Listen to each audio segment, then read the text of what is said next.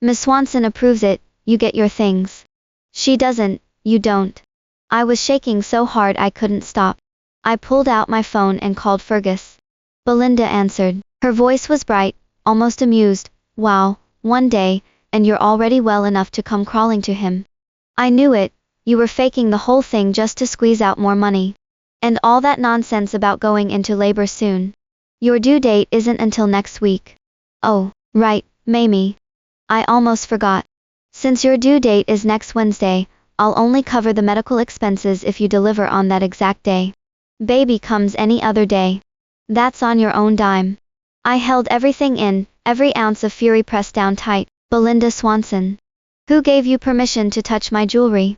Tell your people to return my things right now, or I'm calling the police and reporting you for theft. Belinda scoffed, not a shred of concern in her voice. Your things. Miss Fox, do you even remember who you are? You were a nobody clerk. You married CEO Henson, that's the only reason you ever got to wear jewelry worth tens of millions or touch gowns worth millions. You're so obsessed with money you can't even buy milk tea without spending CEO Henson's cash. Who's to say you won't turn around and sell off the jewelry, the accessories, the luxury goods he gave you? As CEO Henson's secretary, it's my duty to protect his assets.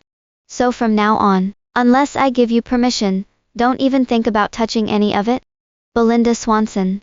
You've gone too far. I was shaking with rage. Too far. She laughed, light and unbothered. Oh, that reminds me. I hear your mother is still staying at the hospital our CEO Henson invested in. Right. Honestly, a broke little woman saddled with a blood-sucking wreck of a mother. She's been sick for how many years now?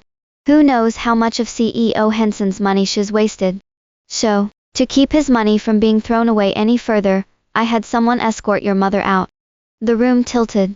My knees nearly buckled and I couldn't stop shaking, couldn't think past the roaring in my ears. I screamed into the phone. Belinda Swanson. Have you lost your mind? My mother can't leave her oxygen chamber. What you've done is murder. I hung up and threw myself into the car, racing straight to the hospital. That was when I found out Belinda had taken my mother's VIP suite and given it to her own mother. Some of the hospital's senior staff were people I'd promoted years ago. They'd gotten my mother into a new room just in time, close enough to disaster that I couldn't breathe, when I heard. Looking at my mother's colorless face, I couldn't hold back anymore.